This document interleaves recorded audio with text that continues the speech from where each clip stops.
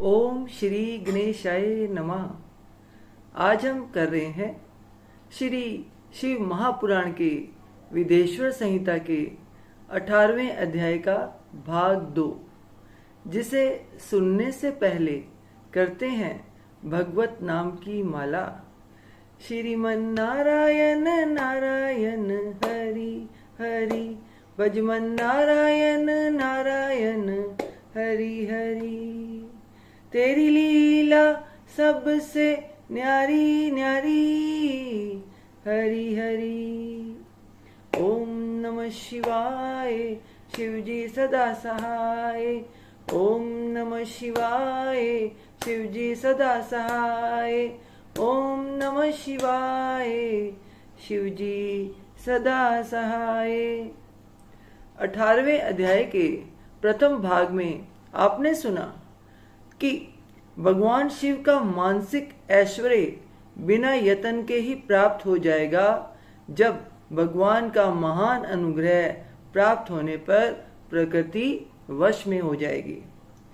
सर्वज्ञता और तृप्ति आदि जो शिव के ऐश्वर्य हैं, उन्हें पाकर मुक्त पुरुष अपने आत्मा में ही विराजमान होता है। वेद और शास्त्रों में विश्वास रखने वाले विद्वान पुरुष इसी को सायुज्य मुक्ति कहते हैं। इस प्रकार लिंग आदि में शिव की पूजा करने से कर्मशः मुक्ति स्वतः प्राप्त हो जाती है। इसलिए शिव का कृपा प्रसाद प्राप्त करने के लिए तत्संबंधी क्रिया आदि के द्वारा उन्हीं का पूजन करना चाहिए। शिव क्रिया, शिव तप, शिव मंत्र जप, शिव ज्ञान और शिव ध्यान के लिए सदा उत्तरोत्तर अभ्यास बढ़ाना चाहिए। प्रतिदिन प्रातः काल से रात को सोते समय तक और जन्म काल से लेकर मृत्यु पर्यंत सारा समय भगवान शिव के चिंतन में ही बिताना चाहिए। सधो जात आदि मंत्रों तथा नाना प्रकार के पुष्पों से जो शिव की पूजा करता है वह शिव को ही प्राप्त होगा। ऋषि बोले, उत्तम व्रत का पालन करने वाले सूत जी, लिंग आदि में शिव जी का पूजन का क्या विधान है, यह हमें बताइए। सूत जी ने कहा, द्विजो, मैं लिंगों के क्रम का यथावत वर्णन कर रहा हूं, तुम सब लोग सुनो। वह प्रणव ही समस्त अभिष्ट वस्तुओं को देने वाला प्रथम लिंग है। उसे सूक्ष्म प्रणव रूप समझो। सूक्ष्म लिंग निष्कल होता है और स्थूल लिंग सकल। पंचाक्षर मंत्र को ही स्थूल लिंग कहते हैं। उन दोनों प्रकार के लिंगों का पूजन तप कहलाता है। वे दोनों ही लिंग साक्षात मोक्ष देने वाले हैं। पौरुष लिंग और प्रकृति लिंग के रूप में बहुत से लिंग हैं। उन्हें भगवान शिव ही विस्तार पूर्वक बता सकते हैं, दूसरा कोई नहीं जानता।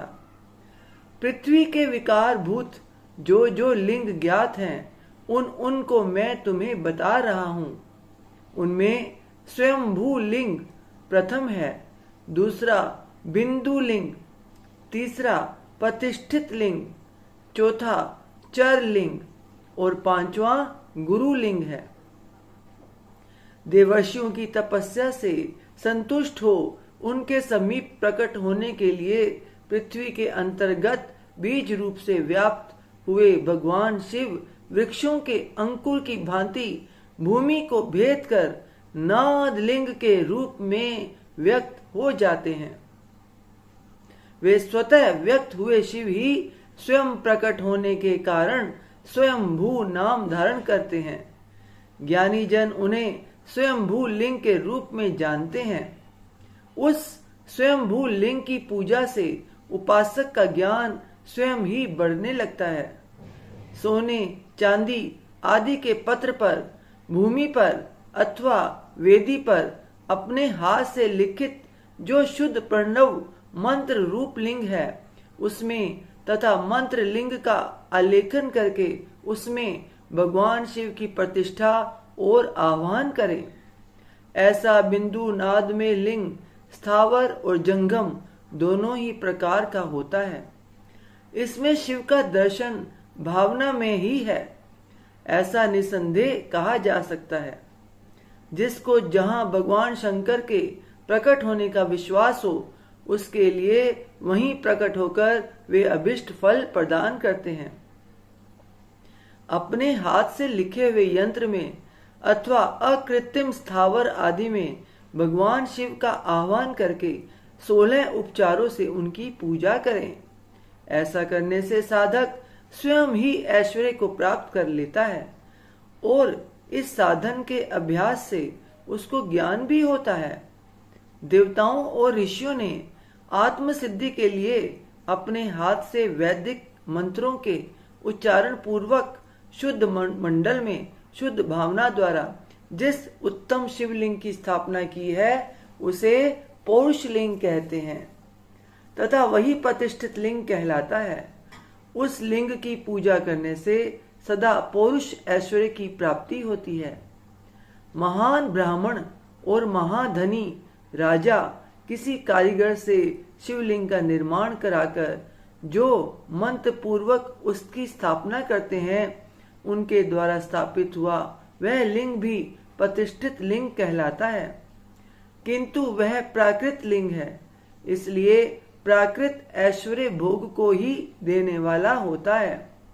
जो शक्तिशाली और नित्य होता है उसे पौरुष कहते हैं तथा जो दुर्बल और अनित्य होता है वह प्राकृत कहलाता है। लिंग नाभि, जीवा, नासाग्रे भाग और शिखा के क्रम से कटी अर्थात कमर, हृदय और मस्तक तीनों स्थानों में जो लिंग की भावना की गई है उसे आध्यात्मिक लिंग को ही चर लिंग कहते हैं। पर्वत को पौरुष लिंग बताया गया है और भूतल को विद्वान पुरुष प्राकृत लिंग मानते हैं। वृक्ष आदि को पौरुष लिंग जानना चाहिए और गुल्म आदि को प्राकृत लिंग। साठी नामक धान्य को प्राकृत लिंग समझना चाहिए और शाली अर्थात अगहनी एवं गेहूं को पौरुष लिंग। अणिमा आदि 8 सिद्धियों को देने वाला जो ऐश्वर्य है उसे पौरुष ऐश्वर्य जानना चाहिए। सुंदर स्त्री तथा धन आदि विषयों को आस्तिक पुरुष प्राकृत ऐश्वर्य कहते हैं। चर लिंगों में सबसे प्रथम रसलिंग का वर्णन किया जाता है। रसलिंग ब्राह्मणों को उनकी सारी अभिष्ट वस्तुओं को देने वाला होता है। शुभ कारक बाणलिंग क्षत्रियों को महान राज्य की प्राप्ति कराने वाला है। स्वर्णलिंग वैश्यों को महाधनपति का पद प्रदान करने वाला है तथा सुंदर शिवलिंग शूद्रों को महाशुद्धि देने वाला है। स्वठिक में लिंग तथा बाण लिंग सब लोगों को उनकी समस्त कामनाएं प्रदान करते हैं। अपना ना हो तो दूसरे का स्वटिक या बाण लिंग भी पूजा के लिए निषिद्ध नहीं है। स्त्रियों विशेषतः सधवाओं के लिए पार्थिव लिंग की पूजा का विधान है। प्रवृत्ति मार्ग में स्थित विधवाओं के लिए स्वटिक लिंग की पूजा बताई गई है, परंतु विरक्त विधवाओं के लिए रसलिंग की पूजा को ही श्रेष्ठ कहा गया है। उत्तम व्रत का पालन करने वाले महर्षियों बचपन में, जवानी में और बुढ़ापे में भी शुद्ध स्वटिक में शिवलिंग का पूजन स्त्रियों को समस्त भोग प्रदान करने वाला है। गृहस्थ स्त्रियों के लिए पीठ पूजा भूतल पर संपूर्ण अभिष्ट को देने वाली है। प्रवृत्ति मार्ग में चलने वाला पुरुष सुपात्र गुरु के सहयोग से ही समस्त पूजा कर्म संपन्न करे। इष्ट देव का अभिषेक करने के पश्चात अग्नि के चावल से बने हुए खीर आदि पकवानों द्वारा नैवेद्य अर्पण करे। पूजा के अंत में शिवलिंग को संपुट में पधराकर घर के भीतर पृथक रख दे। जो निवृत्ति मार्गी पुरुष है उनके लिए हाथ पर ही शिवलिंग पूजा का विधान है। उन्हें भिक्षा आदि से प्राप्त हुए अपने भोजन को ही नैवेद्य रूप में निवेदित करना चाहिए। निवृत्त पुरुषों के लिए सूक्ष्म लिंग ही श्रेष्ठ बताया गया है। वे विभूति के द्वारा पूजन करें और विभूति को ही नैवेद्य रूप से निवेदित भी करें। पूजा करके उस लिंग को सदा अपने मस्तक पर धारण करें।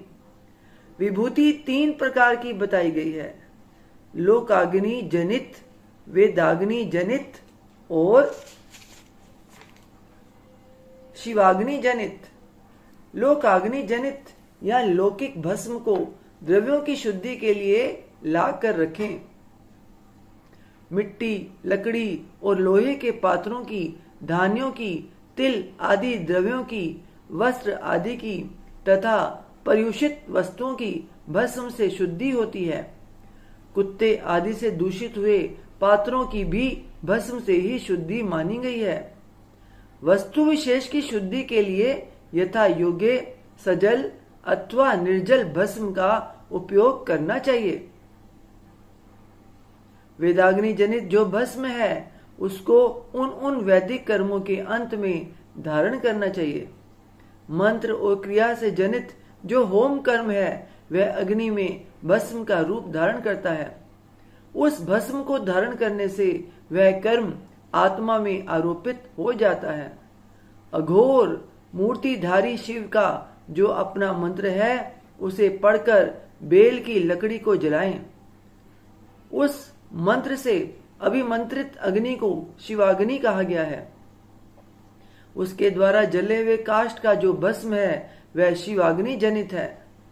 कपिला गाय के गोबर अथवा गाय मात्र के गोबर को तथा शमी, पीपल, पलाश, बड़, अमलतास और बेर इनकी लकड़ियों को शिवाग्नि से जलाएं। वह शुद्ध भस्म शिवाग्नि जनित माना गया है। अथवा कुश की अग्नि में शिव मंत्र के उच्चारण पूर्वक काष्ठ को जलाएं। फिर उस भस्म को कपड़े से अच्छी तरह छानकर नए घड़े में भरकर रख दें। उसे समय समय पर अपनी कांति या शोभा की वृद्धि के लिए धारण करें। ऐसा करने वाला पुरुष सम्मानित एवं पूजित होता है। पूर्व काल में भगवान शिव ने भस्म शब्द का ऐसा ही अर्थ प्रकट किया था। 18वां अध्याय अभी और लंबा है तो इसलिए इस अध्याय को हम यहीं पर विराम देते हैं। तब तक करते हैं भगवत नाम की माला। ओम नमः शिवाय, शिवजी सदा सहाय। ओम नमः शिवाय, शिवजी सदा सहाय।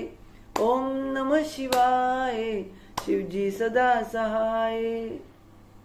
हे ईश्वर, आपकी बच्ची से आपकी पूजा अर्चना करने में, आपकी कथा उच्चारण करने में कोई गलती हो गई हो, अज्ञानवश कोई शब्द का उच्चारण गलत हो गया हो तो अपनी बच्ची समझकर, अज्ञानी समझकर क्षमा कीजिएगा। अपना आशीर्वाद भरा हाथ, अपनी कृपा दृष्टि हमेशा हम सब पे बनाए रखिए। बोल सांचे दरबार की जय। जयकारा शेरा वाली दा। बोल सांचे दरबार की जय। जयकारे वाले नु मिठिया मुरादा। बोल सांचे दरबार की जय। जय माता दी।